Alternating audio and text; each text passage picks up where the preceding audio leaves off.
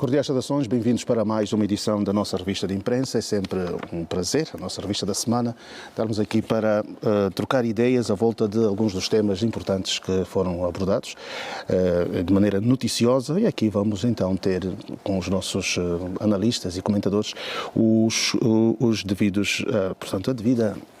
Os comentários, vamos falar com vocês, e as análises. Já presentes, hoje completos, Domingos das Neves, Carlos Cabaça, hoje connosco estreia Miguel Ambrósio, muito obrigado por ter vindo, e também o Fernando Bambi. Bom dia a todos. Bom dia para si e para os senhores telespectadores. Ok, começo por si, sinta-se à vontade. Perfeitamente. Está aqui com a estreia nossa nesta programação matinal. Bom, em primeiro lugar, gostaria de agradecer pelo ensejo de poder estar aqui, juntar-me a si e aos senhores telespectadores, que é sempre um prazer estar aqui na televisão e para participar num programa de tamanha responsabilidade como é esta. Não é? Espero que os senhores telespectadores estejam bem, de saúde e que tenham começado bem o ano e estamos aqui para servirmos a sociedade. Ok, muito obrigado. Carlos Cabaça, tens ponto prévio. Sim. Bom dia. Bom dia, João Pinto. Bom dia, colegas de painel. E em especial, como sempre, a todos os telespectadores. Portanto, o meu ponto prévio tem que ver com uma preocupação do ponto de vista daquilo que é a abrangência política.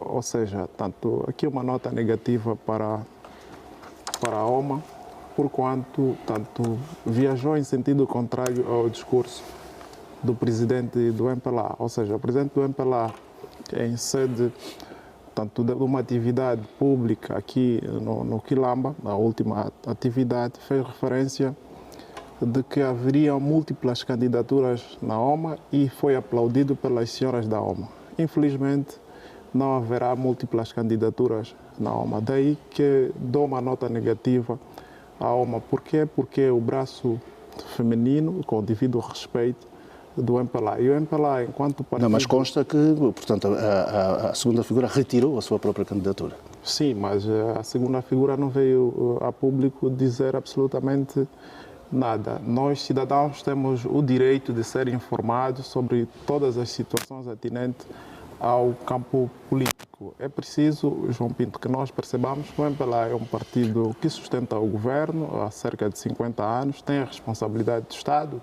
ninguém tira esse mérito ao MPLA, mas no exercício da afirmação da democracia interna seria fundamental que tanto tivesse então múltiplas candidaturas. Portanto, esse é o meu ponto prévio, João Pedro. Muito obrigado. Bambi, também tens o teu ponto prévio?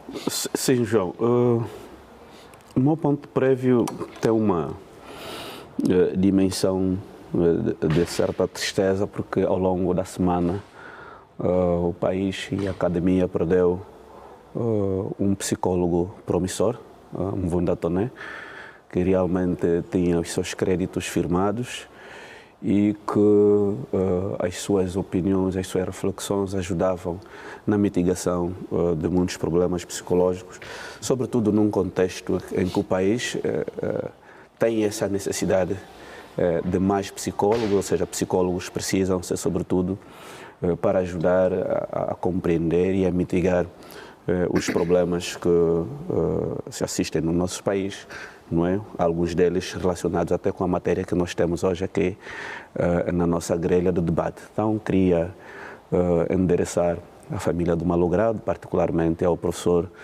William Toné, com que partilho momentos na academia, não é? Os meus sentimentos de pesar, de dizer que Mvunda Toné deve enterrar hoje pela manhã. Isso.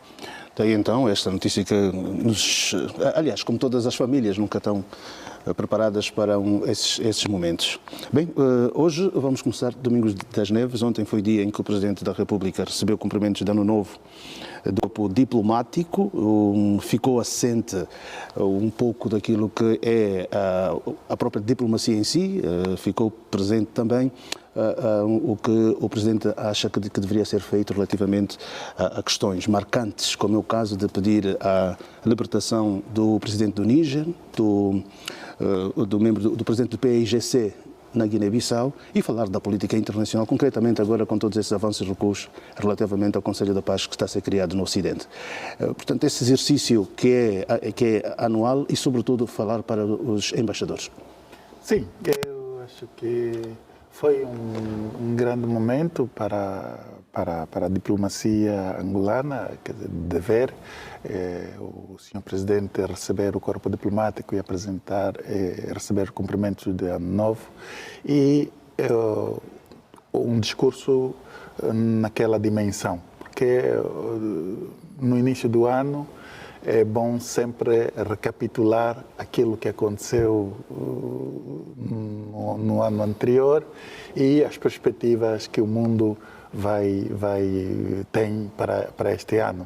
E este, no meu ponto de vista, é o exercício que o Sr. Presidente fez, e fez-lo muito bem, apresentando uma panorâmica geral daquilo que é a situação, o contexto e os desafios que o mundo hoje enfrenta em vários âmbitos, em várias dimensões, mas também atendo-se, sobretudo, nas questões africanas, onde também, para além do Presidente da República, é o Presidente rotativo da União Europeia, cujo mandato vai conhecer o seu fim agora em fevereiro.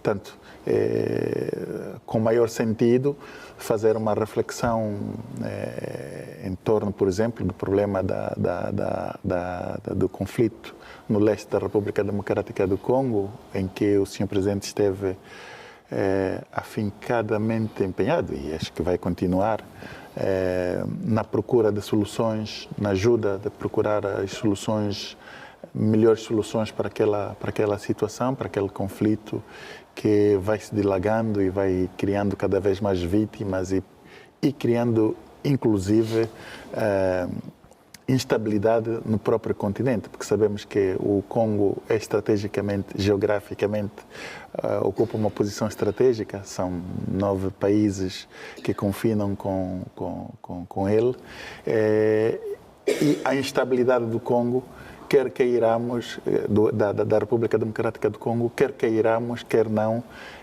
ela atinge os outros países, tal como é o nosso caso. Nós temos aqui o problema, por exemplo, da questão dos refugiados, não é, que vêm dessas situações de conflito ali, daquele lado, e isto, de certa maneira, desarticula, digamos assim, a nossa programação social, até humanitária, porque são situações que têm uma certa imprevisibilidade.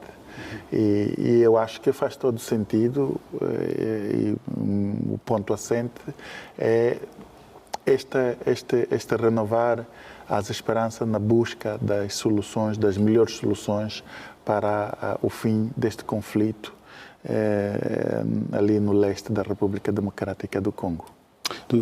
Ambrósio, como é que...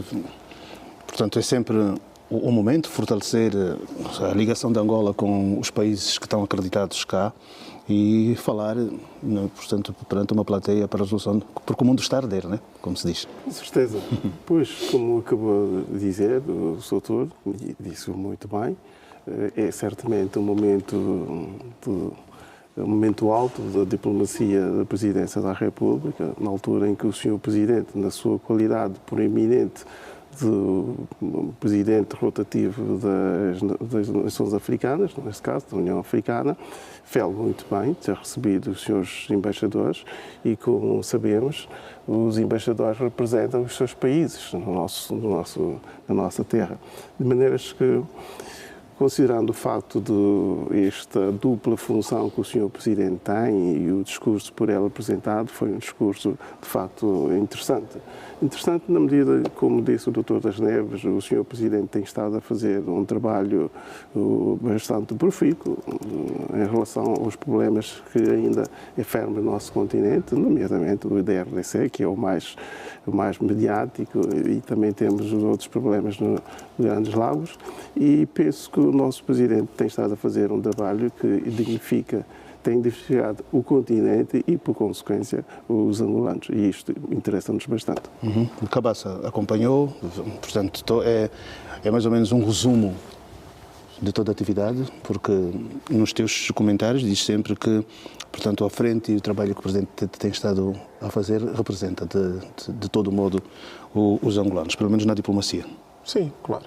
Eu estou de acordo com aquilo que os colegas acabaram de dizer, tanto é impensável nós tiramos o mérito ao presidente João Lourenço no domínio da mitigação das zonas em conflito em África, né? Repara que o presidente João Lourenço, em todos os momentos, tanto macro, aproveita sempre despertar a atenção tanto dos players que se encontram em zonas de conflito. Daí que eu entendo que o presidente João Lourenço fez muito bem, cumpriu com algo que é tradicional e ainda para mais, João Pinto, eu sou daqueles que pensam que o presidente, independentemente de continuar ou não à frente da União Africana, vai dando aqui ou ali o seu suporte. E é verdade que mesmo antes do presidente João Lourenço ter sido catapultado ao nível do presidente da União Africana, já trabalhava no sentido de resolução tanto dos problemas, quer em África, assim como a nível do mundo. Também vai tecendo algumas considerações neste sentido. Daí que entendo, tanto João Pinto Cero é tanto uma atividade normal, o mais importante é que o presidente continue a ter o suporte de todos os angolanos e todos os africanos, por formas a ter maior energia e com isso então conseguir alcançar tanto a tão almejada luta que é o alcance da paz, sobretudo na República Democrática do Congo, não menos importante do que as outras zonas. Repara que a República Democrática do Congo, João Pinto, tanto é o país que, do ponto de vista da densidade fronteiriça, tanto tem uma longa distância. Paralelamente a isso, do ponto de vista do processo histórico e da irmandade, nós acabamos por ser tanto irmãos do pessoal afeto à República Democrática do Congo. Vamos esperar, João Pinto, que tanto todos os representantes dos países que lá estiveram, tanto acatem aquilo que foram os pronunciamentos de Sua Excelência, Sr. Presidente da República e levarem para os seus países tanto tudo aquilo que foi dito pelo Presidente da República. No fundo, João Pinto, vamos aguardar, mas é uma atividade completamente normal. Ok. Bambi. Bem, o exercício que testemunhamos ontem foi, acima de tudo, um exercício que já se tornou tradicional, não é? Por altura do início do ano novo, em que o Presidente da República chama os embaixadores acreditados no nosso país para exatamente os cumprimentos de fim de ano, ou do início do ano novo, mas, acima de tudo, para demonstrar aquilo que é a sua visão em relação aos grandes problemas com que se depara Angola, mas também com que se depara o continente africano e o mundo de uma forma global.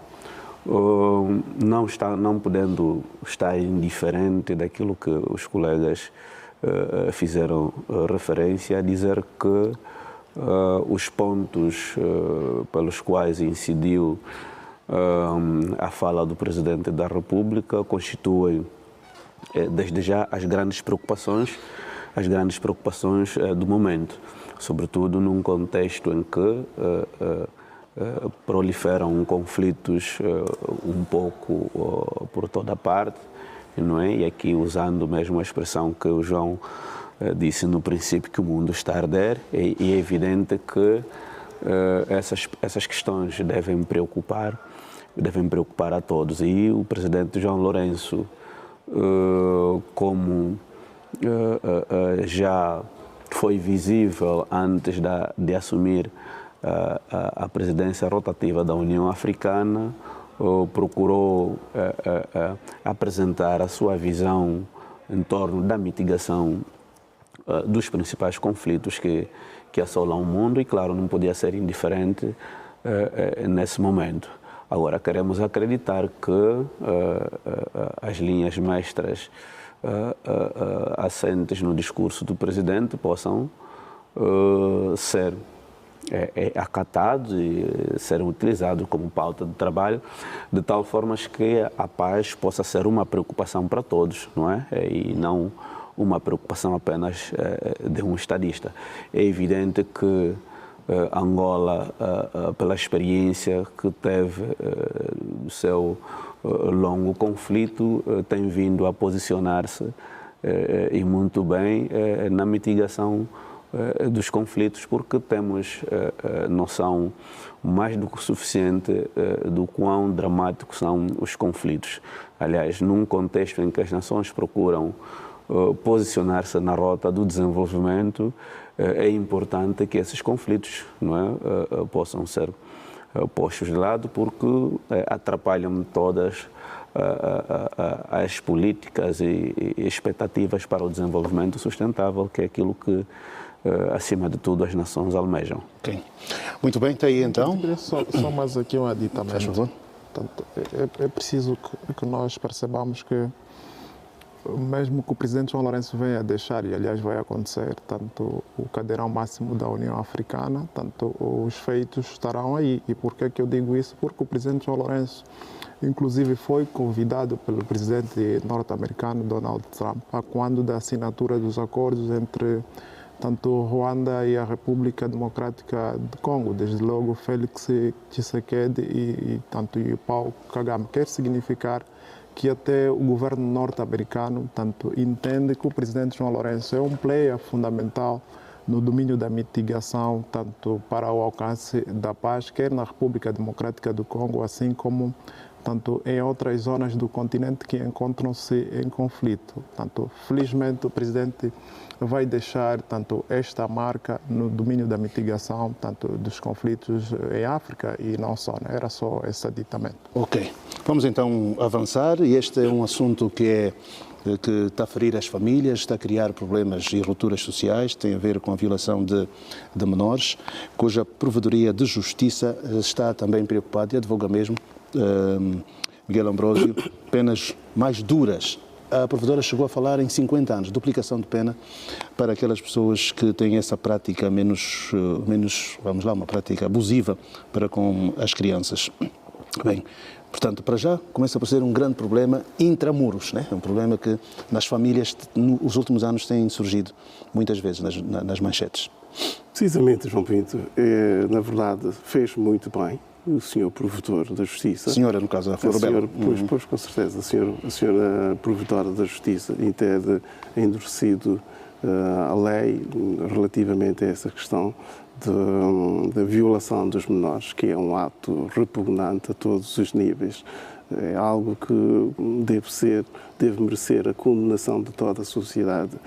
Mas, do meu ponto de vista, para lá do endurecimento da lei contra esses indivíduos, esses anormais, me parece que o problema é uma questão, é um problema da nossa sociedade. Nós estamos a viver um problema tremendo de falta de civismo, de falta de, enfim, um conjunto de normas que regem a sociedade e que tem estado em declínio. Mas isso faz com que uma pessoa, por exemplo, de 29 anos viole uma criança de 2? Precisamente, aí é que está o problema. Portanto, a questão que tem a ver com a violação é um problema da falta de caráter das pessoas. Essas pessoas que estão prenhas deste mau comportamento, este comportamento desviante, deveriam ser tomadas medidas mais restritas, não deveriam estar ao lado de pessoas, deveriam ser marginalizados, mantendo-nos na cadeia para a vida inteira, porque realmente é inadmissível que um sujeito adulto possa violentar sexualmente uma menor de 5 anos, 6 anos, coisas que acontecem. Temos estado a observar aqui mesmo, nessa cadeia de televisão, relatos de famílias. Há casos em que envolve, às vezes, parentes próximos, pessoas que deveriam ser as guardiãs dessas crianças, são elas as principais prevaricadoras. Portanto, quando assim acontece, do meu ponto de vista, mais do que o cumprimento da lei, essas pessoas deveriam viver num ambiente isolado e estar para lá do contato das pessoas. Portanto, fez muito bem a senhora Provedora em ter endurecido a lei e espero que outros aspectos ligados ao comportamento social as pessoas possam aderir para que realmente possamos extirpar este mal que afeta as nossas crianças femininas e que isto não possa ser uma norma no nosso país. Domingos das Neves, portanto, um dos casos, tem aquele caso da jovem que foi levada por aqueles dois, tem pronunciamentos da diretora do INAC que fala em pais que, inclusive, portanto, abusam das suas filhas. E essa semana tivemos aquela informação do senhor que andava em ligações forçadas com a sobrinha e acabou por matar a mulher e as cunhadas, não é? Portanto, vemos aqui situações complicadas. Não é? Sim, isso tudo é fruto da instabilidade social que o nosso país vive. Nós, infelizmente, ainda depois da paz, trabalhou-se muito pouco no restabelecimento do tecido social. Preocupamos-nos muito com o Betão. O Betão é importante, mas não é mais importante. Estamos a ver agora que a inversão da ordem das prioridades, as consequências estão aí à vista. Portanto, eu acho que nós temos que criar uma perspectiva de resolução dos problemas sociais, sobretudo, envolvendo todos, envolvendo especialistas, pessoas que nos podem ajudar a, digamos assim, a normalizar o comportamento humano. O endurecimento da pena em si não vai resolver? Não, a pena é importante, é um instrumento importante, mas não é o mais importante porque uma pessoa que tem, por exemplo, João, uma pessoa que tem um desequilíbrio, e é o que acontece, essas pessoas não são normais na perspectiva psicológica. Portanto, uma pessoa com deturpações psicológicas, a lei, a pena tem pouco significado para ela. Então, temos que procurar ver como acompanhar, encaminhar essas pessoas. E isso aqui essa é uma perspectiva que pouco se faz. A sociedade, nós ficamos, de facto, todos tocados quando aparecem notícias dessa natureza e é bem que nos sintamos tocados, mas depois a coisa volta ao normal. Portanto, as penas em si, por mais, e eu concordo com a severidade da pena, neste caso, mas isso não vai resolver o problema da base. O problema da base está em garantir, por exemplo, às pessoas, às famílias, um acompanhamento, por exemplo, psicológico. As pessoas pensam que quando fala-se em psicólogos, como agora teve a falar um pouco, temos a morte deste jovem promissor, a sua morte prematura, um grande psicólogo que ajudava, pelos relatos, nota-se que ajudava muitas pessoas, muita gente. Portanto, eu acho que esse acompanhamento psicológico é um vazio que existe no nosso país, por um lado. E, por outro lado, há fenómenos sociais como são estes, por exemplo, das violações, até de parentes próximos, que mereciam um estudo de pessoas que têm, digamos assim, bases para ajudar toda a sociedade e o Estado a compreender isso. Falo, por exemplo, no grande grupo de educadores sociais que vai surgindo aqui em Angola, que não é tido nem é achado nessas situações. Portanto, eu acho que se nos ativermos só às penas, nós não vamos resolver este problema. É como a criminalidade. A criminalidade não se combate só com a severidade das penas. Elas, sim, são um meio acessório importante, mas não é o fundamental para a resolução do problema da criminalidade. As distorções sociais, as causas das distorções sociais, as causas dos desequilíbrios emocionais, essas têm que estar na base da reflexão, do estudo, para encontrarmos, então, as possíveis soluções para essas situações. Bambi, o ambiente em que as pessoas vivem, muitos falam que o desemprego também, situações em que as pessoas têm muito tempo para pensar na maldade, não sei se isso é verdade. Houve um político que até disse que a pena deveria ser tão severa que podia chegar até a castração química para os abusadores. Sim, João. De facto, eu me alinho à reflexão dos colegas que me antecederam, o Dr. Domingos e o Dr. Miguel. É verdade que as penas, o endurecimento das penas constituem um indicador, mas obviamente que eu sou daqueles que entendo que por mais que cheguemos à castração química, isso não resolve o problema. Claro que vai, em certa medida, dar um indicador no sentido de que as autoridades querem ver esse problema resolvido, mas as questões de fórum psicológico devem ter um entendimento bastante diferenciado, não é? E sobretudo, devem ser antecedidos de estudos profundos, porque, perceba, João, essa gente que tem preferências sexuais desviantes, nós não podemos considerá-los como pessoas normais, não é? Eles, acima de tudo, são doentes. Ok? E uma pessoa doente, naturalmente, ela não sequer vai ser capaz de analisar a dimensão de uma pena. A pena para ele, não é? Pode não significar nada. Aliás, temos vindo a constatar no dia a dia, não é, alguns relatos de jovens, sobretudo, que após algum tempo, não é, de estar num estabelecimento prisional, ele, inclusive, prefere voltar a cometer um ato para voltar à cadeia.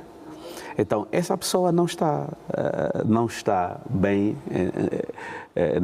em termos psicológicos. Então, no entanto, o endurecimento, sim, porque realmente existem aqueles casos que ocorrem por mera apetência de pessoas que possivelmente não estejam doentes, mas sejam influenciados por um contexto concreto.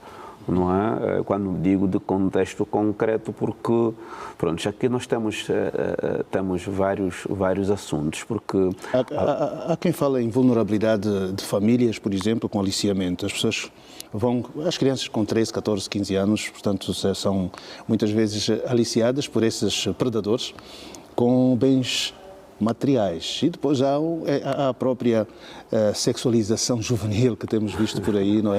Eu não sei se isso, sei lá, não é?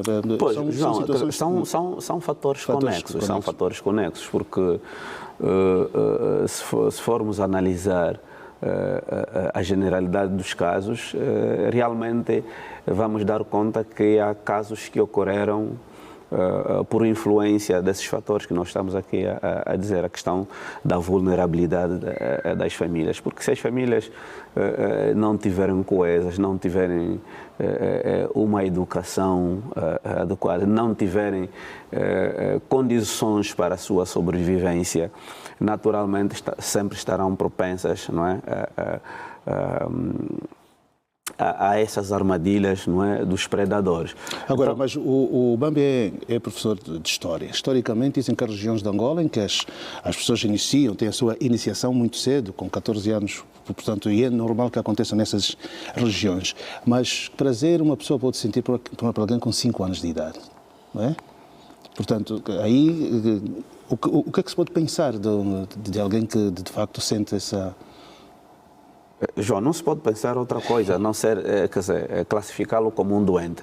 Mas eu quero fazer uma reflexão, porque às vezes se associam aqui fatores de ordem cultural como esse que João acaba de apontar, não é? O facto de existirem alguns rituais de iniciação feminina, mas em abono da verdade, a generalidade dos casos que pelo menos têm tido mediatização não estão associados a essas questões, não é? E pouco ocorrem, inclusive, nos espaços onde realizam-se esses ritos sociais. Então, essa problemática tem outro enquadramento, não é? Verifica-se fundamentalmente no meio urbano, onde a questão da inserção e da realização das famílias é praticamente deficitária e claro que temos essa própria vulnerabilidade.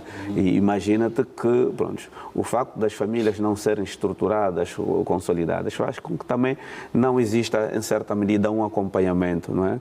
Porque às vezes também a forma como algumas das nossas filhas, dos nossos parentes se expõem, acaba incentivando, catalisando o próprio agressor. Então, há fatores aqui de vária ordem que nós precisamos analisar, ir para as causas. Não é? Se analisarmos as causas profundas, é possível que sejam encontradas as soluções mais adequadas para, pelo menos, banir esse mal. Cabaça, antes de entrar, eu tenho uma pergunta provocativa. Como advogado, defenderia um pedófilo? Essa é uma pergunta difícil. É uma pergunta difícil, mas enquanto profissional estou, tanto, obrigado, do ponto de vista estatutário, a defender todo tipo de crime, ou todo cidadão que estiver implicado no cometimento de algum crime, independentemente de qual for a natureza. Enquanto advogado, não podemos rejeitar algum processo, né? E do ponto de vista de pai? Há aqui uma confusão entre pai e advogado. Uma confusão muito difícil de ser respondida, mas em respeito ao Estatuto da Ordem dos Advogados, todo advogado, tanto é obrigado, desde que tenha um acordo com o Constituinte, é obrigado a representá-lo, né? Porque vai defender os direitos tanto daquele cidadão implicado com a lei, independentemente de qual for o crime. Ok, então vamos entrar para essa questão. Eu queria... Não, só um minuto, deixa-me ser ainda uma coisa sobre esbater. Qual é o argumento que tem relativamente a esse posicionamento da Provedoria? Sim, o posicionamento da Provedoria é bom, mas peca por tardia, João Pinto. Repara que essa questão, esse fenômeno das violações de menores e não só, já dista há longo tempo. Isso não é de hoje. Foi, tanto, a Sua Excelência a Primeira-Dama da República que deu o seu rosto e muito bem, inclusive, tanto emocionou-se ao falar da questão da violação dos menores. E de lá para cá, então, as instituições foram reagindo tanto como efeito cascata, né? Ainda bem que a Primeira-Dama deu tanto esse sinal de preocupação. A Provedoria de Justiça, João Pinto, infelizmente tem estado a cumprir mal o seu papel. É preciso dizer isso. Por que que eu digo isso? Tanto, todos os dias existem violações prementes dos direitos, sobretudo das mulheres ou das senhoras. Nós assistimos fiscais a agredirem as nossas mamães zungueiras, as nossas irmãs zungueiras, e a Provedoria de Justiça não diz absolutamente nada. Assistimos zungueiras, inclusive, que perdem as suas vidas. A Provedoria de Justiça não diz nada. E eu já disse aqui na TPA, João Pinto, se nós não identificarmos os fenômenos sociais por formas a prevenir, teremos esses problemas. Nós não podemos ter um Estado muito reativo. O nosso Estado, em algum momento, se demonstra muito reativo. O nosso Estado tem de ser preventivo e não reativo, porque senão, à medida que o tempo vai passando, tanto os fenômenos vão agudizando cada vez mais o tecido social. Mais do que isso, João Pinto, é preciso que nós percebamos que o fator de instabilidade de um país, a par da economia, tanto é a educação. Se não apostarmos claramente na educação, nós teremos esses problemas. E há uma grande preocupação, em minha opinião, pelo facto de nós termos muitas crianças fora do subsistema de ensino. Essas crianças, amanhã, tanto poderão estar condenadas tanto à delinquência ou à prostituição e outros mal que enfermam a nossa sociedade e que, em grande medida, não abonam a robustez do país que se pretende construir. Mas, aqui adentrando já, João Pinto, na questão da moldura penal, eu penso que a moldura penal é importante, sim, mas não resolve o problema. Repara que nós temos muitos mais velhos sem juízo no país, e muitos deles, inclusive, governantes. Por que que eu digo isso? Tanto, houve uma fase em que havia o nome de Catorzinha, né? E os mais velhos usavam muito esse nome, minha Catorzinha, minha Catorzinha. Depois surgiu Manga de 10, os mais velhos também usavam esse nome. Essas situações todas vão criando, vão normalizando essas situações. Temos mais velhos que têm até namorada, não violam, né? Miúda de 16, 17 anos. Por isso é que o legislador, tanto quando alterou o Código Penal, não introduziu tanto essa dureza ao nível desse Código Penal angolano, porque nós alteramos agora, em 2020, podíamos agravar sim as penas para os violadores. Eu defendo, tal como defendeu aquele político, eu defendo a castração química. Defendo isso. Parece ser muito duro, mas defendo porque, João Pinto, gerar uma filha leva muito tempo, leva despesas, tanto desperdícios emocionais e um conjunto de situações. Então não podemos permitir que um indivíduo adulto tanto viola uma menor de 13, 14 anos, mais grave até 5 anos, 5, 3 anos. E nós andamos a assistir, parece que nada está a acontecer. Mais do que isso, e não menos importante, quantos cidadãos implicados em violação de menores foram julgados e condenados? Por que os tribunais não divulgam o número de processos, tanto com implicações de violações sexuais, a público? Dizem que as famílias retiram as queixas depois. Não, aqui isso não é uma questão das famílias retirarem as queixas. E é por isso, o legislador tem mesmo de alterar a lei por forma tanto a trazer alguns crimes que são tanto de natureza particular para crimes de natureza pública, onde qualquer cidadão pode denunciar alguém que estiver algum violador e acompanha o processo. Mas, Cabaça, há, por exemplo, relatos de pessoas que começam com alguém com 12 anos até os 16. Durante 4 anos não há como essas meninas, as famílias descobrirem. Dura assim tanto tempo até que se descobre quando depois aparece uma gestação. Sim, João Pinto, aqui encontramos um choque entre o direito consuetudinário, né, que é o direito natural, e o direito positivo. E é por isso que há zonas do país onde os tribunais têm dificuldade de aplicação da lei quando tanto um adulto envolve-se com uma menor. Os SOBAs aparecem em sede de tribunal e dizem que não, esses são os nossos hábitos, os nossos costumes. O Estado ou o Tribunal não tem qualquer intervenção nisso. Mais do que isso, João Pinto, se nós formos fazer tanto uma auditoria de conformidade ou uma inspeção, se quisermos, uma sindicância, melhor dito, ao nível das maternidades aqui em Luanda, vamos encontrar miúdas com 13, 14 anos ou a darem à luz ou em consulta pré-natal. E o Estado acompanha isso com a maior normalidade possível, né? Mas quando há um assunto que vem a público, todos nós queremos comentar esses assuntos. No fundo, João Pinto, é necessário que o Estado angolano perceba que, mais do que a reação, tem de haver a prevenção. Sim. Eu estava a pedir a palavra. Miguel, faz favor. Eu gostava de aduzir dois aspectos relativamente à ligação que foi feita aqui sobre as dificuldades sociais e o crime de pedofilia. Não me parece que haja ligação qualquer, porque uma coisa são as dificuldades sociais e outra coisa que é o desvio, o distúrbio que essas pessoas têm. Me parece também que, já o disse em instante, que somente a lei não será suficiente. No passado, lembro-me, quanto da minha mocidade, que os mais velhos antigamente, esses indivíduos, estes psicopatas, que não têm outra designação, perdoem os senhores telespectadores, eram conduzidos a uma justiça pública. Eram levados à asta pública nas aldeias. Um violador era posto ao público e o homem estava completamente embanhado de vergonha. E isto desencorajava as outras pessoas a terem essa prática. Porque uma coisa é a lei, na qual vais fazer um cumprimento dela numa instância prisional, não é? Estarão lá presos. E outra é ser exposto diante do público, não é? Porque a vergonha vai entranhar entre a pessoa e vai inibir com que os outros possam ter o mesmo comportamento.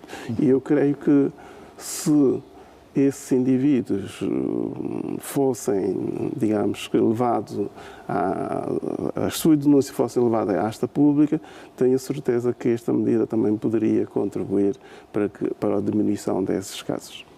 Para concluir... Sim, João, eu acho que o nosso país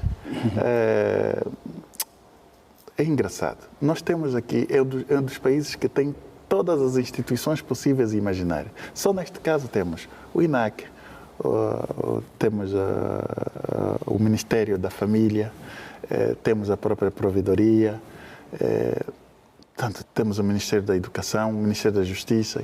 Mas as crianças, mesmo sabendo que são as mais vulneráveis, são as mais desprotegidas. Quer dizer, não há nenhuma proteção possível da parte do Estado. Imagina, João... Não, mas o lema do Estado é que a prioridade da criança. O lema é isto. E tem até os 11 princípios, não é? Sim, mas não é só isso.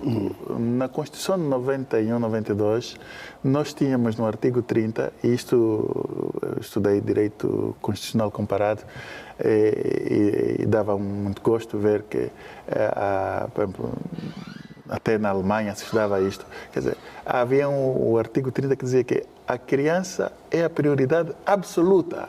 Quando diz absoluta, a prioridade absoluta do Estado. É porque não há mais, acima disto não há. Mas vemos o que é que aconteceu. Quer dizer, o que eu estou a falar é exatamente isso. Por exemplo, não se pode imaginar, não consigo perceber como é que uma pessoa, como é que um Estado, na sua articulação de defesa do direito das crianças, por exemplo, há um crime, há uma acusação e há a possibilidade da família retirar a acusação. Quer dizer, isto, no meu ponto de vista, é uma coisa que é coisa de loucos. Quer dizer, isso deve ser um assunto de Estado mesmo, não é? Não, assunto de o Estado. que o doutor Cabaça estava a dizer. O crimes de natureza pública, e isto é de interesse público, não pode não ter continuidade na investigação, porque o retirar a queixa, morre o processo e acaba aí a situação. Quer dizer, nem sequer possibilidades de se investigar, de continuar as investigações há. Então, E pode haver uma outra vítima do mesmo sujeito. Vários, como estamos a ver.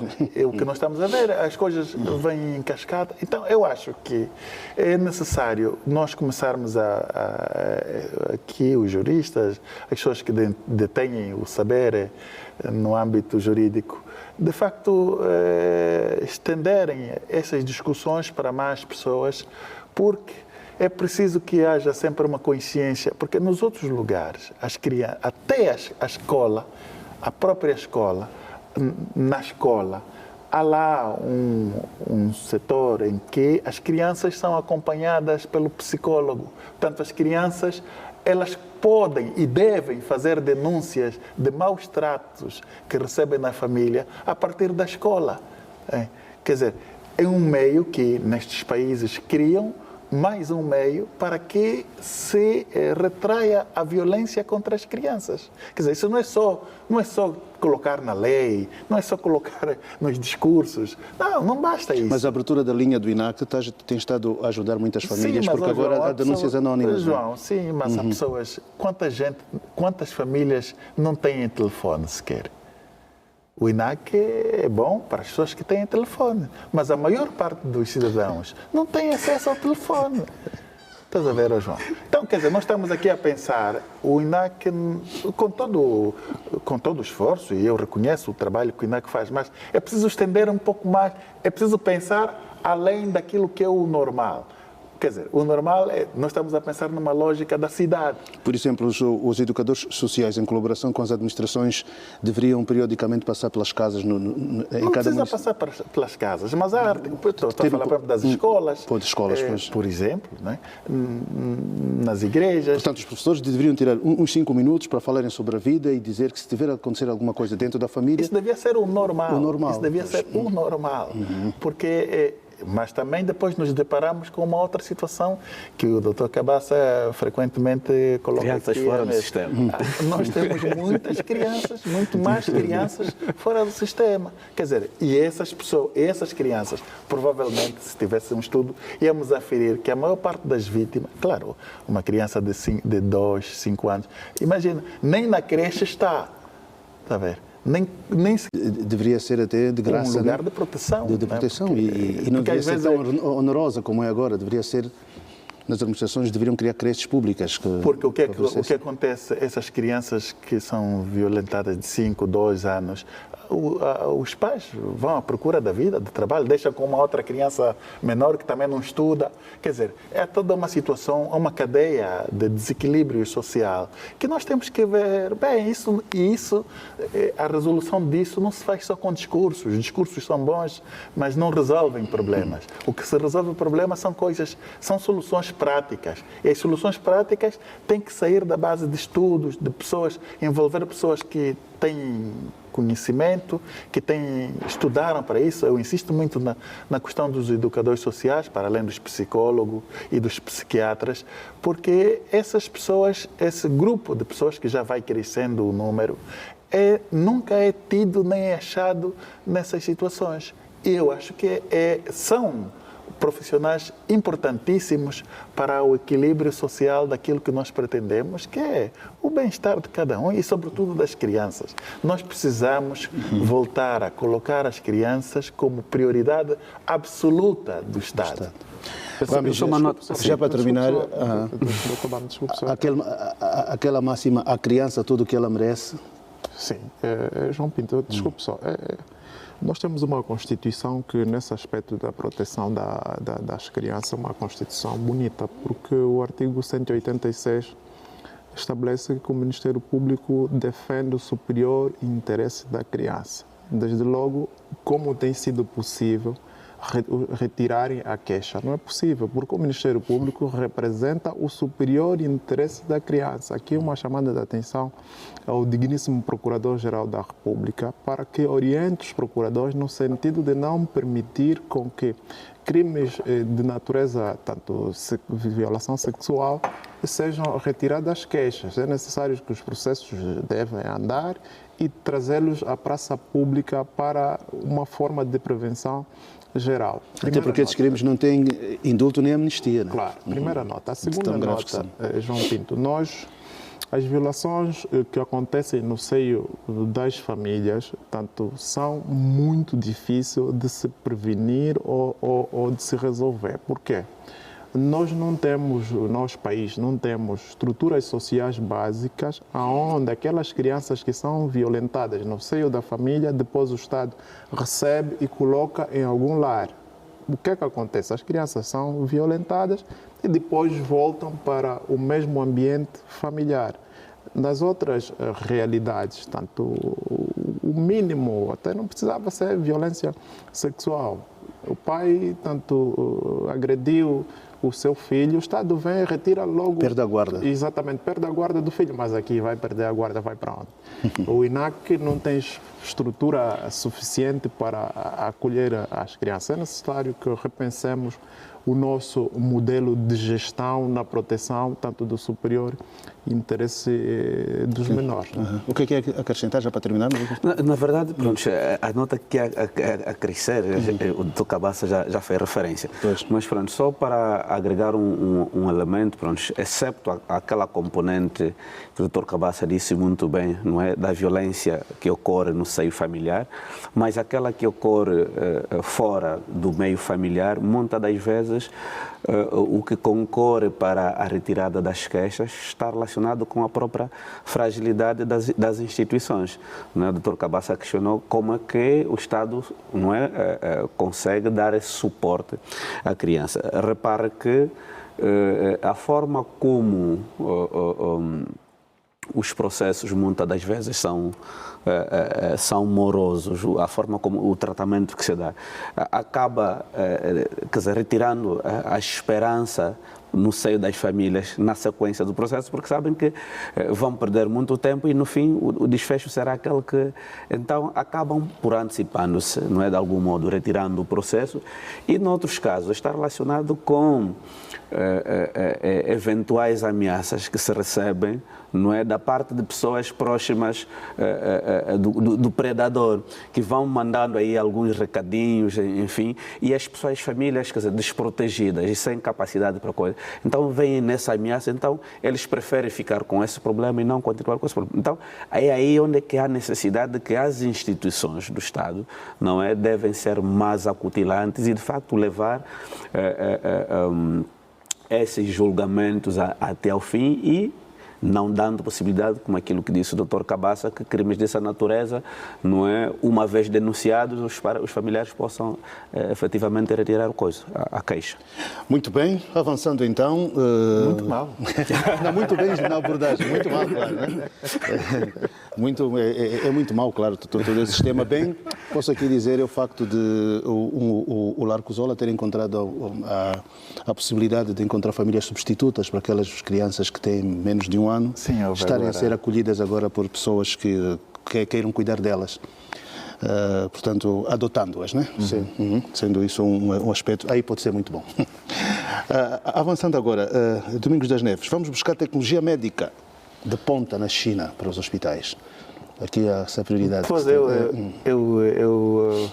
tomei contacto com a notícia e fiquei contente, ao mesmo tempo preocupado. Contente porque, pronto, é mais uma possibilidade que o país vai buscar num outro país para poder desenvolver as estruturas da saúde pública, que é uma prioridade que o Estado, o Executivo angolano vai tendo nesses anos todos. Mas a preocupação é que, mais do que preocupação, é um ponto de interrogação. Quer dizer, eu acho que nós, no âmbito do reforço das estruturas da saúde, sobretudo da saúde pública, há muitos acordos que vão se fazendo aqui e acolá. A pergunta foi, mas não é muita dispersão? Ora é com o Japão, ora é com a Alemanha, ora é com a China. Quer dizer, eu acho que nós devíamos, não é abraçar um modelo único, mas eu acho que devíamos nos concentrar, devíamos individuar primeiro os parceiros neste âmbito, os países que nos podem ser de utilidade nisto, e com estes 4 ou 5 países que fossem identificados, fazermos essas parcerias com mais profundidade na formação, na capacitação, no fornecimento de materiais e coisas assim. Que não haja aquele erro, como foi do Hospital Geral de Luanda, por exemplo, que chegou a paralisar porque ninguém conseguia ler os caráteres, né? Porque ninguém sabia o mandarim. Então, mais do que isso, eu acho que devíamos nos concentrar na identificação de alguns países que achávamos que fossem úteis para este âmbito, e com eles, então, porque hoje, depois de amanhã vamos ouvir que temos um outro acordo com a Checoslováquia, depois vamos ver com a Prússia, e depois, quer dizer, eu acho que vejo que é uma dispersão de foco. Nós precisamos focar, e o focar é isso, quer dizer, com a China, nós pretendemos isto. Com o Japão, isto e aquilo. Com a Rússia, isto e aquilo. E assim irmos para frente, porque senão depois eu vejo que, quer dizer, vamos começar a destoar naquilo que é... Porque cada país, cada partner tem a sua lógica, tem a sua maneira de pensar uma coisa. E se nós, com o Cabaça, fazemos um acordo para isto, com o Bambi, um acordo para isto, com o São Miguel, um outro acordo, e o fim é o mesmo, eu acho que fica um bocadinho de dispersão. nós precisamos nos concentrar e, a partir da concentração, individuar aqueles parceiros que nos podem ser úteis para os diversos processos que temos no reforço do nosso sistema de saúde. Há aqui uma palavra que a ministra Cível Tucuta gosta de usar, que é elevada complexidade. Né? São aparelhos de elevada complexidade para sistemas digitais de raio-x de última geração, sistemas de angiografia, que é o cateterismo, integrados com o laboratório de eletrofisiologia, considerados essenciais para o reforço da capacidade diagnóstica, para além da mamografia, né? Unidades digitais de mamografia. Portanto, são alguns aspectos que são avançados na nota que chegou à nossa mesa de trabalho. Pois, João Pinto, o Ministério da Saúde, por via do setor competente, neste caso o Ministério da Saúde, aliás, o Governo, por via do setor competente, o Ministério da Saúde, fala-nos aqui de uma tecnologia médica chinesa. Eu estou profundamente de acordo com o que disse o Dr. das Neves. Nós não podemos ser Maria vai com todos, nós precisamos identificar uma política que vai ao encontro da nossa realidade. Precisamos encontrar um modelo próprio que, enfim, esteja de acordo com os nossos valores, com a nossa cultura, com a tradição dos nossos povos, para que realmente possamos ter uma identidade na assistência da saúde pública em Angola. Não podemos seguirmos este ou aquele país. Muitas vezes também essas decisões dos governos são tomadas em função das questões financeiras. Por vezes, portanto, os governos dizem vamos optar pela tecnologia chinesa, mas por vezes não é o que está em causa. Às vezes é uma questão financeira. É preciso lembrar que o orçamento de Angola, portanto, cada dólar que o governo de Angola ganha, portanto, 60 cêntimos são para pagar despesas da dívida. Está a falar o economista. Pois, é difícil não resvalar por essa questão. De maneiras que, por vezes, essas decisões, Dr. das Neves, são tomadas em função das disponibilidades financeiras, das ofertas e oportunidades financeiras que são dadas a esses governos. O que não me parece ser correto, porque nós devemos, ou deveríamos buscar um modelo consentâneo com a nossa realidade social, a nossa realidade cultural, para que possamos ter realmente uma visibilidade. Olha, os angolanos têm um modelo de assistência médica que tem funcionado e que todos possam possam sentir-se atraídos em vir para o nosso país, receberem assistência médica, e isto vamos valorizar. Os nossos técnicos, portanto, o nosso país e, de facto, o Estado angolano. Portanto, nós precisamos ter uma identidade própria. Não podemos procurar, ora vamos com este, ora com aquele. Não, acho que isto não me parece ser correto. E aí quero concordar plenamente com aquilo que o Sr. Dr. das Neves acabou de referir. Acaba-se a tecnologia, porque a tecnologia portanto, não cura doenças, não é? Portanto, mesmo porque a maior parte das pessoas, quando tem uma doença mais gravosa, os países que vão, não sei se agora já começaram a escolher a China, mas normalmente é aqui, Namíbia, África do Sul, Brasil, Portugal, são os países mais... Portanto, mais do que a tecnologia é saber como são os diagnósticos, não? Eu aqui estou de acordo com o governo. Estou de acordo com o governo porque a senhora ministra especificou o porquê desse acordo. Faz referência de equipamentos para exames médicos. Ponto. Então estou de acordo. Uma coisa é equipamento com tecnologia de ponta para identificação tanto das doenças, a outra coisa são fármacos e outros. Eu daqui estou de acordo com o Estado porque, João Pinto, os exames são muito caros ao nível das clínicas do setor privado. E se o Estado entende apostar em tecnologia de ponta para facilitar os cidadãos, é de pontuar. Essa é a minha opinião, vale o que vale. Agora, há aqui uma questão que pode servir de entrave. É preciso que tanto nós percebamos que os nossos médicos, do ponto de vista da língua chinesa, concretamente o mandarim, são poucos médicos que falam essa língua. Né? Não, mas os acordos, se calhar, vão requerer manuais que venham em língua portuguesa, não? Porque, aliás, isso é uma exigência até, não é? Sim, mas... Do código. Sim, do código. mas... E hoje já há traduções Sim, mas independentemente da tradução, uma coisa é o equipamento traduzir, a outra coisa é o falar a língua. Claro que a interpretação é sempre melhor, mas, João Pinto, no completo, eu estou de acordo sim com o governo, estou de acordo com aquilo que a senhora ministra da Saúde disse, que venham esses equipamentos num curto espaço de tempo, porque existem exames médicos aqui que custam, João Pinto, 10 salários mínimos nacionais. Há exames médicos que custam 1 milhão e tal de kwanzas. E se o Estado vai investir no sentido tanto de minimizar tanto a situação econômica e financeira dos cidadãos, penso eu que é uma boa aposta. Agora, se tivessem a adentrar na questão da cura, na questão dos fármacos, aí sim não estaria de acordo. Mas com relação ao equipamento, João Pinto, eu estou de acordo com o governo. Bambi.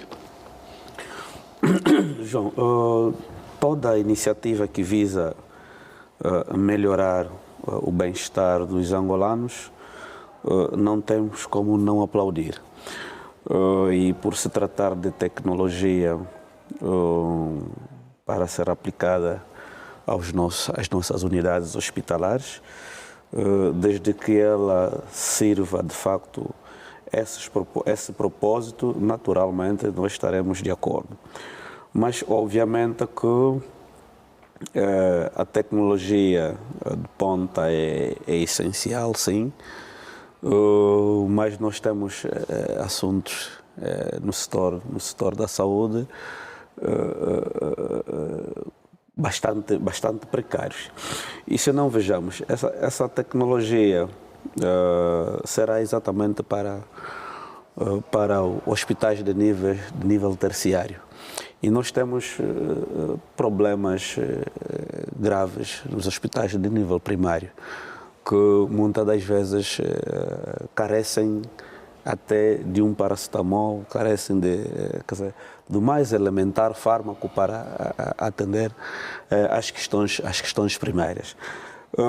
Em meu entender, era uma questão de olhar o setor, a área onde nós temos maior necessidade. Mas, por exemplo, esse equipamento, no seu entender, algum dele ir para o setor primário?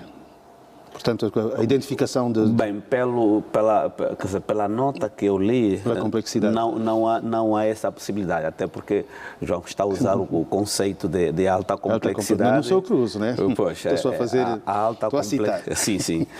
A alta complexidade não se aplica exatamente... Mas o mínimo para esses postos médicos para que identificasse reagentes, por exemplo, não é? Pois, o meu grande problema está exatamente aí, na necessidade de olhar para os hospitais de nível primário, catalogar as suas principais carências e exatamente adequarmos essas unidades, porque é lá exatamente onde as questões básicas param. Uma ou outra que de facto vai para o setor. Desculpe só, é um investimento, esse investimento é a minha opinião, peço desculpa a cortá-lo. É um investimento necessário, porque o que acontece? Para quem frequenta hospitais públicos, se fores ao Maria Pia, por exemplo, alguém que sofreu um acidente e quer fazer um exame de raio-x, às vezes não há equipamento e tem de tanto orientar no sentido de ir para o setor privado. E as famílias nem sempre têm dinheiro para pagar tanto exames nas clínicas. E se o Estado vai investir tanto valores para a compra desses equipamentos, desde logo, a olharmos para os níveis galopantes que vão subindo do ponto de vista dos cânceres da mama e outros problemas que as nossas mães e irmãs, infelizmente, vão tendo, se o Estado vai investir no sentido de se identificar tanto essas situações, penso eu que é de ponto A. Podemos estar de acordo que tem de se apostar ao nível de hospitais de nível primário e secundário. Essa é uma outra conversa, mas é fundamental que venham esses equipamentos, porque senão vamos asfixiar tanto o setor da saúde pública aqui não do ponto de vista médico, mas do ponto de vista de infraestrutura, e para priorizar o setor privado. E é por isso eu entendo que é um grande investimento que poderá ser feito pelo Estado. Agora, o que nós queremos é que o equipamento venha e seja alocado nos hospitais públicos e não tanto acontecer aquilo que acontecia no passado, né? Compra-se o equipamento para um hospital e depois aparece nas clínicas privadas, né? Até porque não estamos em contradição, Dr. Cabaça. A minha nota inicial foi, de facto, de sublinhar e acolher a iniciativa. Mas, claro que, a par dessa necessidade de tecnologia de alta complexidade para os hospitais de nível terciário, eu advogo também que se olhe para a realidade dos hospitais de nível primário, claro, não é? Não estamos em desacordo. Claro. É exatamente olhar apenas a preocupação que existe na base, porque imagina que muitas das situações que enfermam os angolanos até nem sequer chegam aos hospitais de nível terciário. Okay? Então precisamos olhar também para a base, assegurar investimentos para que aqueles hospitais que estão nas comunidades, não é, possam ter pelo menos o mínimo para assegurar assistência médica e medicamentosa, não é, em qualidade, e de tal forma que o concidadão que tiver a padecer de algum problema evite exatamente recorrer pelos serviços privados. Pode recorrer caso tenha, mas como sabemos que a maior parte dos angolanos, não é, tem uma situação econômica muito gritante, o que de facto esses investimentos também nesses níveis são importante para garantir a própria sustentabilidade.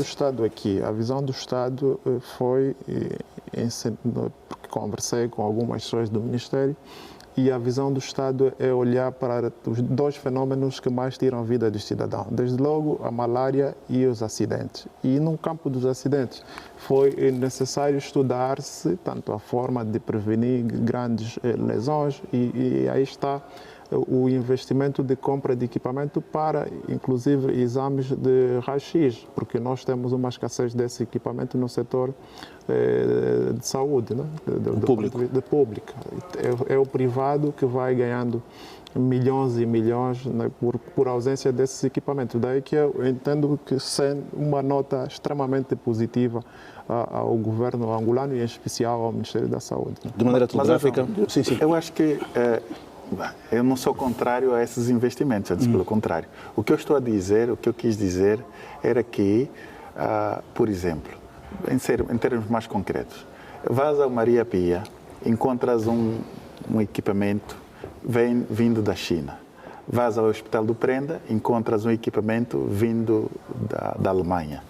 Vais ao Hospital Geral, encontras um equipamento vindo do Japão. Quer dizer, isso, no meu ponto de vista, é esta dispersão. Não é dispersão, mas é o técnico que manuseia os equipamentos, ele tem que tem que ter familiaridade com isso.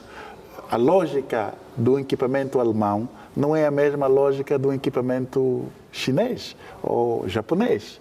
Então, a minha preocupação é quanto o técnico, a pessoa que vai manusear os aparelhos, por exemplo, saindo daqui, ir ao BIE, encontrar um equipamento para o mesmo fim, mas com uma concepção diferente.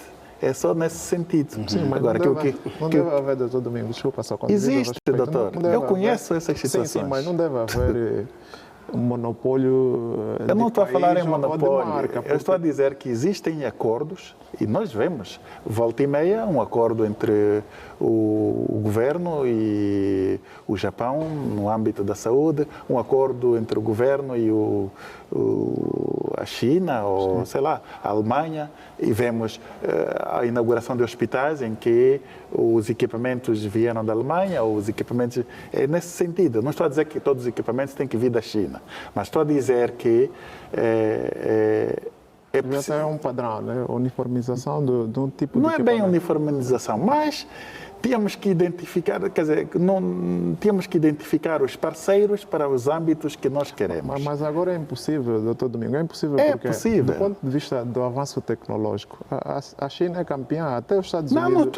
não tenho nada contra a China, sim, até sim. tenho parentes que estão estudando na China Claro, e eu próprio o incentivo. Claro, envia os seus equipamentos às patentes e a China é que fabrica os equipamentos. Agora, se estivéssemos a falar da medicina como tal, de medicamento, eu não estaria de acordo. Mas como estamos a falar de equipamentos, e esses equipamentos fazem muita falta à população angolana, que venha mais equipamentos do gênero. Ok, vamos daqui a pouco ao intervalo. Tu tem uma palavra aqui só. Pois, Um ponto... eu creio que o Dr. Dasneiro acabou por fazer aquilo que eu quis dizer, mas antes queria também aduzir algo.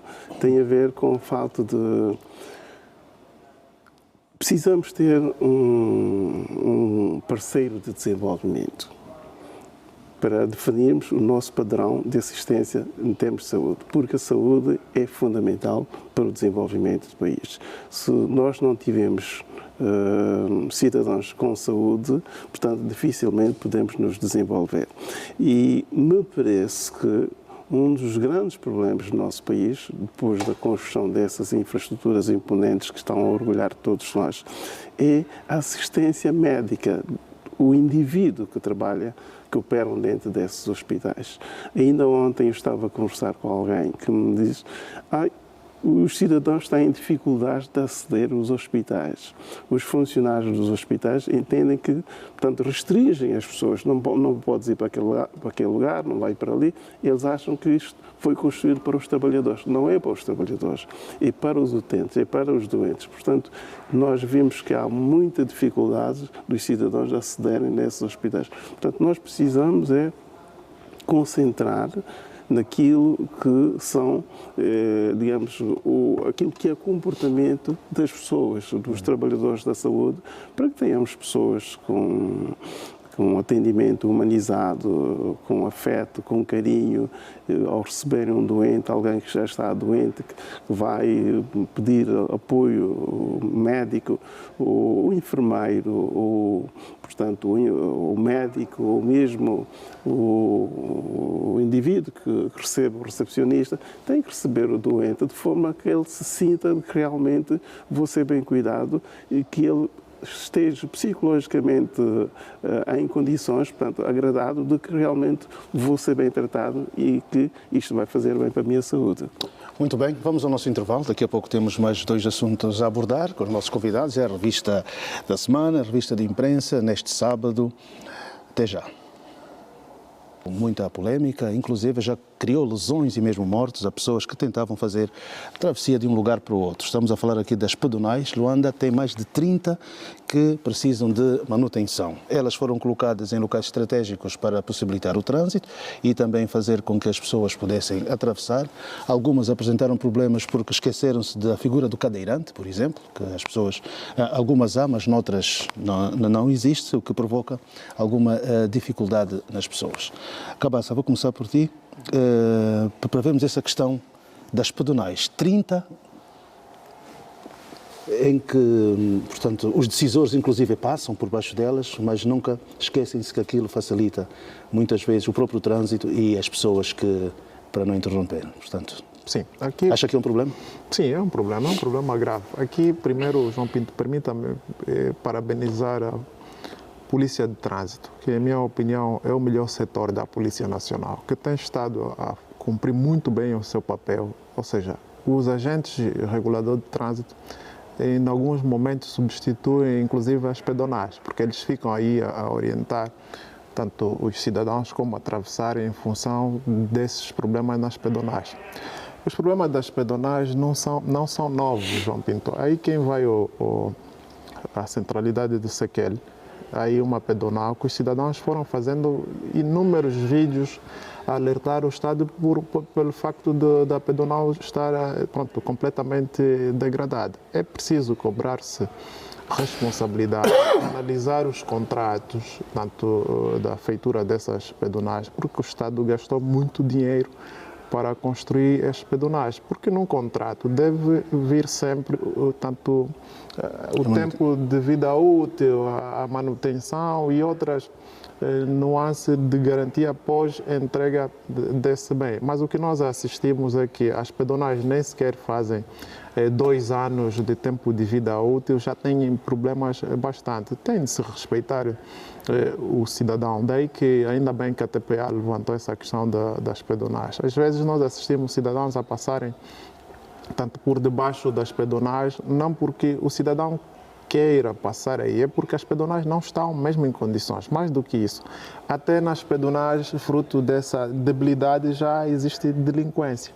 As pessoas não querem passar pelas pedonais porque, pulando os buracos, acabam por ser assaltadas. Então, é necessário que o governo da província de Luanda, e aliás nós temos um governador que eu gosto muito do governador Luiz Nunes, porque não é um dirigente de fato e gravata, é um dirigente que coloca a calça jeans e coloca a mão na massa, como se diz. Daí vai o meu apelo ao governador da província de Luanda, portanto, para dar uma voltinha ao nível das pedonais, porque os administradores, infelizmente, não estão a dar conta do recado, porque as pedonais, embora serem tanto de natureza da atuação do governo da província, mas os municípios têm administradores municipais e têm administrador adjunto, inclusive para a área técnica, que devem fiscalizar o estado de coisa das nossas pedonais. No fundo, João Pinto, vamos aguardar, vamos cobrar do nosso governo a melhoria tanto dessas pedonais. Há ali uma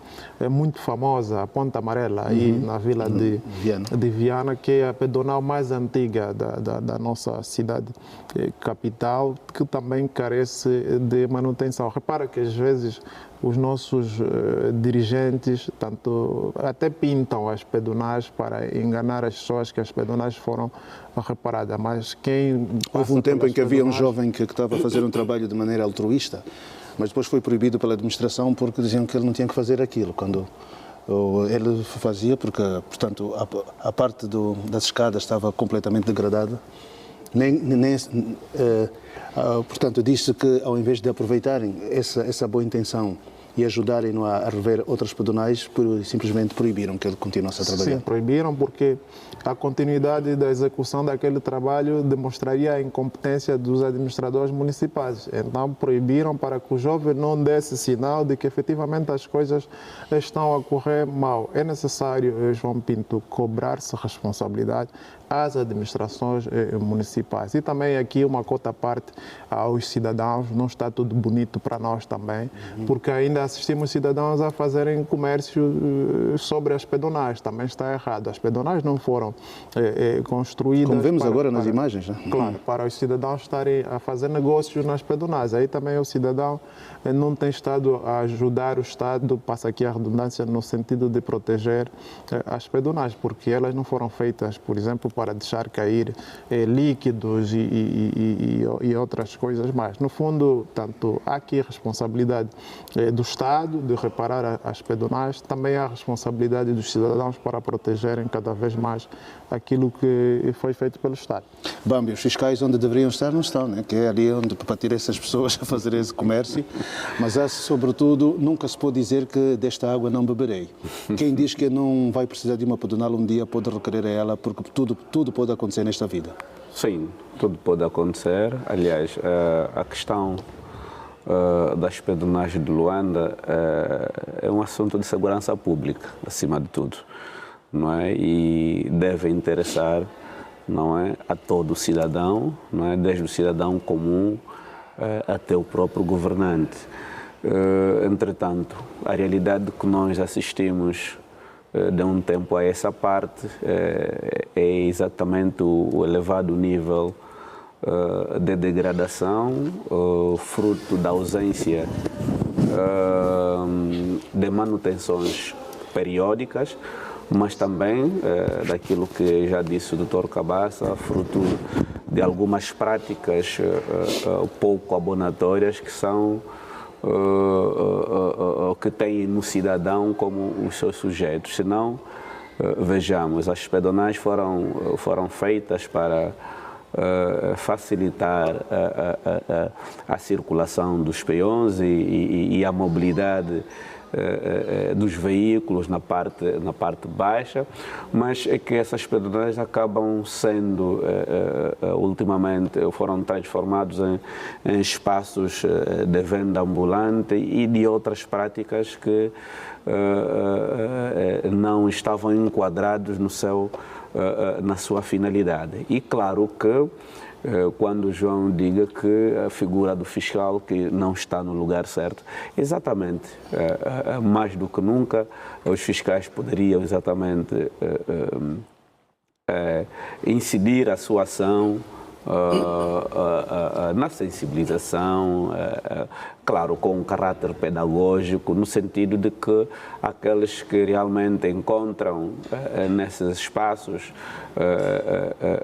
a sua esfera para a exposição de produtos, não é, possam encontrar outros espaços, outros mercados, até porque fica em causa também a segurança dessas próprias pessoas que praticam, não é, atividade comercial nesses espaços que não são adequados. Então, a fiscalização nesse quesito realmente tem estado a falhar, mas temos noção de que de um tempo a essa parte também tem havido acordos entre as vendedeiras e os fiscais, não é? Que propositadamente e a troco de alguns valores deixam as vendedeiras por um determinado período, não é? E quando chega o período dos fiscais provavelmente serem fiscalizados, então vem fazendo aquele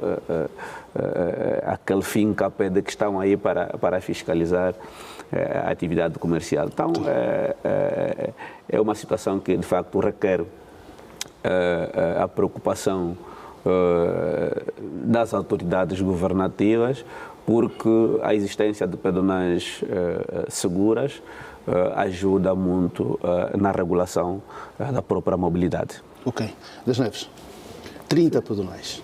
Sim, eu acho que nós precisamos ter em conta que as pedonais são instrumentos essenciais, fundamentais para a mobilidade das pessoas e para assegurar o tráfego rodoviário também, né? Com certa segurança.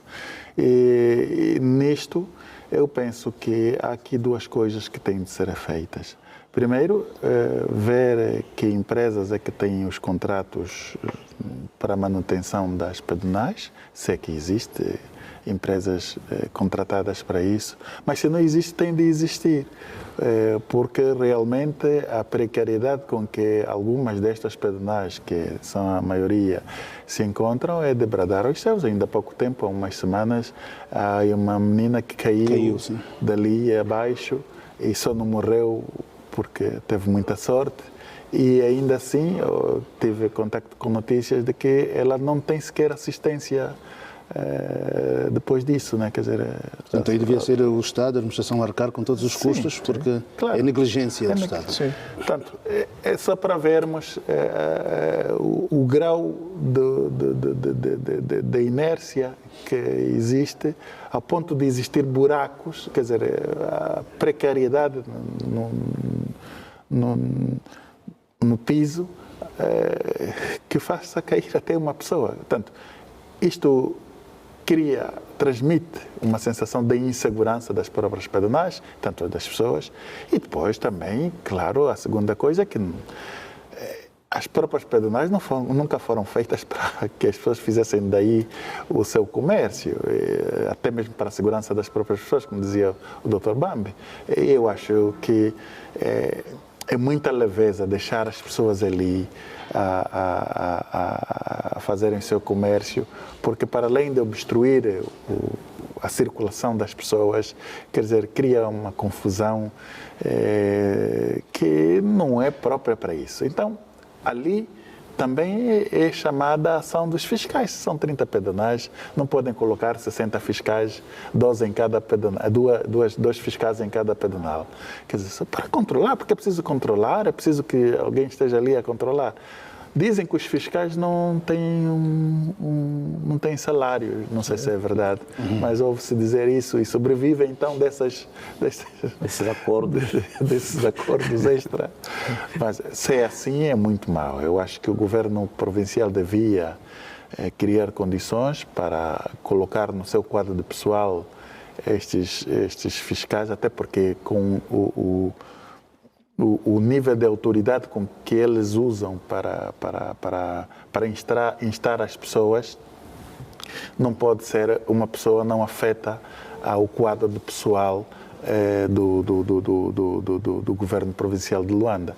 E então eu acho que essas pessoas, no meu ponto de vista, esse grupo de fiscais, uma das suas competências devia ser a fiscalização das pedonais, porque são instrumentos essenciais, úteis para a mobilidade pública. E vendo essas imagens, dá de facto aquela sensação de que ao subir não sabe se o piso está mesmo seguro ou não. Miguel, nem os nossos impostos, que agora estão cada vez mais, conseguem pagar a nossa segurança nas pedonais. Pois, como eu ia fazer referência ao que acabou de dizer o Dr. das Neves, de facto, uma pedonal é, sem dúvida, uma infraestrutura urbana fundamental na mobilidade dos cidadãos. Portanto, é tão fundamental como é uma ponte para a circulação de um veículo, de transporte de mercadorias, e, portanto, a pedonal tem uma função idêntica, e diria muito mais importante, se calhar. Porquê? Porque ela faz parte, de facto, da infraestrutura para que os cidadãos possam movimentar-se de um lado para o outro para atender as variadíssimas atividades que têm. Portanto, deveria merecer uma atenção redobrada por parte de quem diz direito, e isto não tem sido. Basta ver, as pedonais são precárias, são completamente, estamos a ver aqui as imagens que estão a passar, não têm condições para que as pessoas possam circular, muitas delas não têm condições para que as pessoas de reduzida mobilidade possam aceder a elas. Portanto, essas pontes aéreas muitas vezes dificultam muito a circulação daquelas pessoas que não têm capacidade física para o fazer. E eu entendo que o Governo deveria prestar uma maior atenção a esse aspecto, porque é uma infraestrutura incontornável para o desenvolvimento da vida urbana. Uhum. E muitas vezes se pergunta, né? Vai-se buscar tecnologia de ponta para os hospitais na China e uma pedonal que é para as pessoas passarem fica ao largo, não é um grande investimento, não é? Mas isso também, isso é problema. Nós países temos de alterar o critério de nomeação dos nossos administradores. A confiança. Mas isso depende das administrações municipais ou do governo provincial? O governo provincial desenha os contratos, assina os contratos, depois acompanha a execução da obra até a entrega. E depois a pedonal é entregue à administração municipal. Cabe à administração municipal fiscalizar tanto o tempo de vida útil das pedonais. Mas eu dizia, João Pinto, é necessário alterarmos o nosso modelo de nomeação dos nossos administradores. Hoje, a experiência nos mostra que a confiança política falhou. Porque se nós colocarmos administradores competentes, administradores adjuntos competentes, sobretudo para a área técnica neste particular, nós teremos uma fiscalização de facto e não fiscalização para o inglês ver. Ao nível do governo da província, nós não temos fiscais. Os fiscais são subcontratados na rua. E é por isso a forma deles de atuação não é uma forma de atuação de fiscais. Eles são agressores em alguns momentos.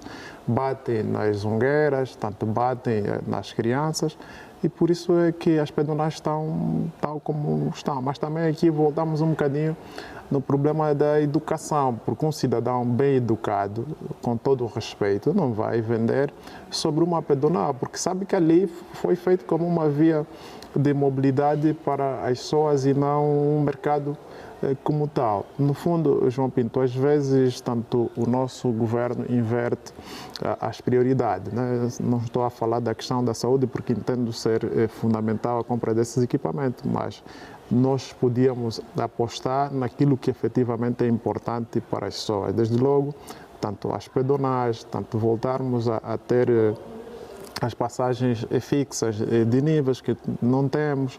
Existem ainda ruas, como por exemplo aqui na rua da TPA, só temos aqui de frente ao Instituto Superior, que não vou dizer o nome por conta da publicidade, mas lá mais para baixo tem um supermercado que também as pessoas atravessam na estrada porque tem de ir para o hospital aqui a Zancote, já se precisa também de uma pedonal e outros pontos estratégicos que precisam de pedonal. No fundo, João Pinto, tem de haver sempre uma reação do Estado. Quando o cidadão reclama que alguma coisa não vai bem, o administrador da zona, se não conseguir justificar por que não se fez manutenção na pedonal, tem de ser exonerado por uma forma de prevenção geral. Assim, todos os outros administradores, tanto em exercício, vão se preocupar com as pedonais, porque se o cidadão reclama e depois não acontece nada com o administrador ou mesmo com o governador, tantas coisas vão andar como andam.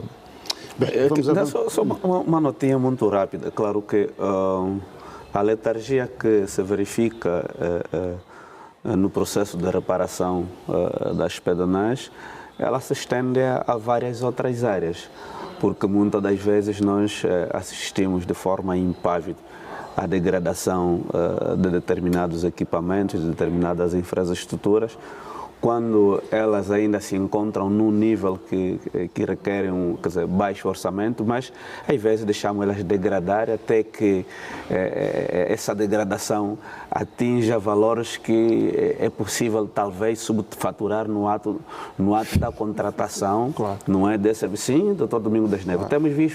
Temos visto essas situações mesmo na questão do tapete asfáltico, não é? Quer dizer, se não ocorrer alguma situação que que for mediatizado, praticamente ninguém intervém. Então deixam os buracos ganhar vida adulta, não é? Para que depois o buraco ganha vida adulta e tem depois o bilhete.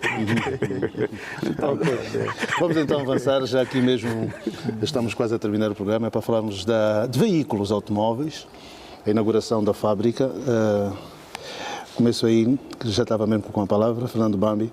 Portanto, este veículo inaugurado para o Paia e que vem, de alguma forma, traz a esperança de que possamos ter mais autocarros, carros mais baratos e que venha a funcionar como catalisador, inclusive para exportações, né? Se fizerem também carros com volante à direita, podem até exportar para a Namíbia, desde que sejam certificados e tenham qualidade. Sim, João. De facto, a notícia é boa, é interessante. A inauguração dessa infraestrutura vem trazer um certo dinamismo no nosso parque industrial, que praticamente é bastante incipiente. E se olharmos para aquilo que tem sido os transtornos que se verificam no processo da aquisição de veículos, como um resultado das medidas administrativas tomadas num determinado contexto, que encareceu exatamente a compra dos meios, provavelmente essa indústria possa contribuir para que os preços dos veículos sejam ligeiramente acessíveis, não é? Porque estarão isentos daquelas cargas alfandegárias que nós subjamente conhecemos, mas fundamentalmente aqui a questão de pontuar um dos aspectos é que a inauguração dessa infraestrutura não é poder contribuir no oferecimento de vários postos de trabalho, não é, que de certeza irão contribuir para que alguns jovens, não é, com formação especializada ou não, possam exatamente encontrar o seu primeiro emprego. Mas aqui também a necessidade de olharmos para um outro segmento que tem que ver com o próprio processo de formação. Muitas das vezes falamos aqui da questão da educação e da instrução, não é, em que de facto deve-se aliar a questão da teoria e prática. Temos conhecimento que temos institutos industriais em Luanda e provavelmente, não é, os jovens que se formarem nessas instituições poderão ter oportunidades para fazer inclusive estágios ou mesmo até para encontrarem aí o seu ganha-pão. Portanto, é uma iniciativa louvável. Queremos acreditar que mais iniciativas nesse sentido possam aparecer para, de facto, dar uma nova vida, não é, ao nosso setor econômico e também ao nosso setor social. Cabeça, que não seja mais uma iniciativa como aqueles EZs que surgiram na Zona Económica Especial e depois, de repente, deixaram de ser montados cá. O que é que se espera, então, de mais esta? É que, de facto, por aparecer uma figura central, dar a cara em que aquilo é um desenvolvimento, mesmo com parceria, ser de um empresário angolano, pode vingar? Sim. Primeira nota aqui, nota positiva, que provavelmente Sua Excelência, Sr. Presidente da República, ouviu a minha análise com relação à inauguração da fábrica de alumínio, que não devia ter sido Sua Excelência, Sr. Presidente da República, a inaugurar. E agora assistimos que o Presidente não foi inaugurar, foi um outro alto quadro do país, desde logo o Dr. Massano, enquanto Ministro da Coordenação Econômica, coadjuvado pelo Dr. Ricardo de Abreu, Ministro dos Transportes. Aí sim. Portanto, adentrando na questão, João Pinto, eu penso que a inauguração é positiva. Eu não tenho estado a pregoar que as coisas deem erradas no país. Tudo aquilo que vem acudir à situação social, para mim, será sempre bem-vindo. Agora, a grande questão que se coloca, João Pinto, nós não tivemos acesso tanto aos documentos dessa empresa, mas é necessário que o Estado angolano, dentro da sua competência, tanto exige com que esta empresa coloca ali na sua marca, tanto que a montagem está a ser feita em Angola. Assim, podemos incentivar outros players no domínio tanto de industrial, formas a virem investir cada vez mais no nosso país. Tanto, hoje as tecnologias estão muito avançadas. No período em que tivemos aqui uma outra marca, foi um outro contexto, mas esperamos que tudo corra bem e que deem tanto emprego com contratos robustos e sustentáveis para os angolares. No fundo, João Pinto,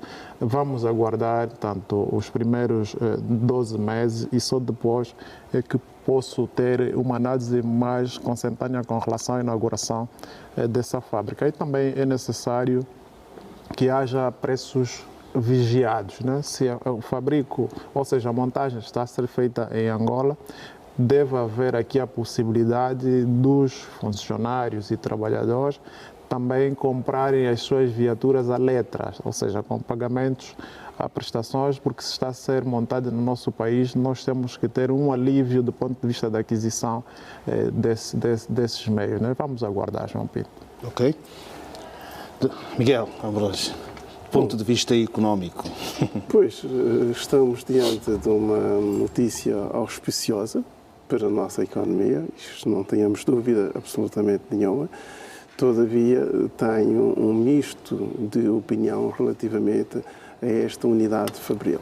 Portanto, ela traz realmente uma valia considerável para o nosso país. Aliás, Angola é um país que já tinha uma certa tradição no domínio de montagem de veículos automóveis e de transporte de cargas. Lembro-me que esta experiência já remota desde o tempo colonial.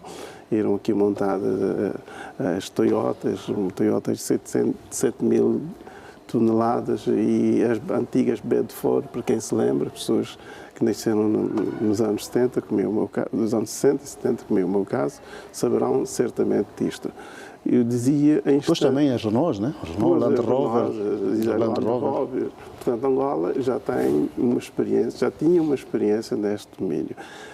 A minha reticência em relação a este equipamento é saber o facto de se, para lá da montagem desses veículos, há um projeto, digamos que mais consistente. O que eu pretendo dizer? É que nós não podemos estarmos apenas circunscritos na questão da montagem. Precisamos de absorver o conhecimento, ou seja, a tecnologia. Os asiáticos assim procederam. Nós temos neste momento uma unidade de montagem e é preciso que tenhamos laboratórios, tenhamos cientistas que desmontem um motor e depois procurem fazer estes motores aqui em Angola com equipamentos nossos que sejam, portanto, equipamentos realizados em Angola, porque o que estamos aqui a assistir é um conjunto de acessórios importados, fabricados noutra geografia e que são simplesmente feita a montagem em Angola. Nós precisamos ser mais ambiciosos, precisamos fazer com que tenhamos uma indústria para fabricar os faróis, para fabricar as bielas, as cambotas. Portanto, todos esses equipamentos que fazem parte para um automóvel locomover devem ser feitos aqui. Os contratos devem ser feitos. Meus amigos, nós vamos fazer a montagem numa primeira fase e depois vamos desejar que feita, ou seja, em sua industrialização, seja feita em Angola. Se não fizermos isso, é algo que, portanto, pode não ter consistência nenhuma. Portanto, precisamos ir mais à frente. A este propósito, lembro-me de que em 1993, ainda era um rapaz novo, nós tínhamos solicitado ao presidente Eduardo Santos para realizarmos uma visita aos Estados Unidos, na qual a pessoa que vos fala foi um dos perseguidores, e o presidente anuiu. Lembro-me que do encontro que tivemos com responsáveis lá dos Estados Unidos, disseram-nos de que realmente Angola tem todas as possibilidades de desenvolver. Nós temos todas as matérias-primas aqui para desenvolver diversos equipamentos, como automóveis, neste caso estamos a falar dos automóveis, podemos começar a fazer aqui as peças, como dizia. E outro aspecto tem a ver o facto de dar eu não diria que é uma crítica, é uma dica, se me permite a expressão, ao Ministério dos Transportes. Eu creio que já era tempo do Ministério apresentar uma diretiva que proibisse com que os caminhões de carga viessem completamente, portanto, ou seja, os caminhões de carga deviam ser importados apenas o chassi e o motor e a respectiva cabine. Portanto, a carroceria devia ter sido feita aqui em Angola. Porquê? Para tirar vantagem dos imensos recursos naturais que nós temos. Nós temos em Angola madeira de alta qualidade, temos o Undianuno, que é o queijo da África, como é chamado em África, temos a Moreira, temos a Kibaba, temos um conjunto de madeiras que podem servir para reativar a indústria, portanto, a indústria ligeira em Angola. E isto não tem sido feito e temos estado a exportar a madeira. Portanto, precisamos ir para lá das montagens dos veículos, começarmos a pensar, a criarmos uma autonomia neste domínio. Nós estamos a ficar sem tempo, precisa estar a falar. Só para terminar, isto é muito importante que vou dizer. Outro aspecto tem a ver com a montagem de veículos elétricos. Ora, eu, do meu ponto de vista, acho a montagem de veículos elétricos portanto, uma como direi, portanto, é contrário aos nossos interesses. Porquê? Angola é um país produtor de petróleo e nós precisamos promover o nosso produto. O petróleo é a nossa principal marca. Se nós vendermos veículos elétricos, estamos a desvalorizar a venda do nosso negócio. Portanto, precisamos promover os nossos interesses, porque os veículos elétricos é mais uma emanação dos europeus que não têm esses recursos e que eles fazem de tudo para que não continuem a depender da África. Ainda bem que o presidente Trump está a estremecer com o mundo, vai alterar as coisas e que voltamos a ter validade aos combustíveis. Ok. Domingos das Neves, aqui estamos mesmo, né? Encontramos, agora são inaugurações, são projetos concretos que trazem, são físicos e estão aí, pelo menos esteticamente as viaturas são agradáveis, se calhar nos próximos dias 14 para oferecer à esposa, né?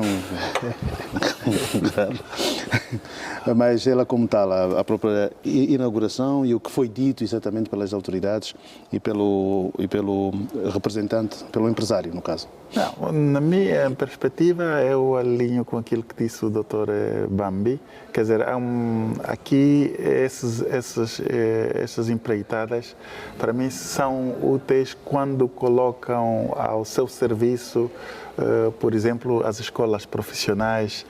Isso dá necessidade de nós articularmos, ativarmos as escolas profissionais, técnico-profissionais, porque uma cadeia de montagem como essas, é verdade, requer engenheiros, mas também requer técnicos, não é? Que não precisam ter uma licenciatura para o fazer.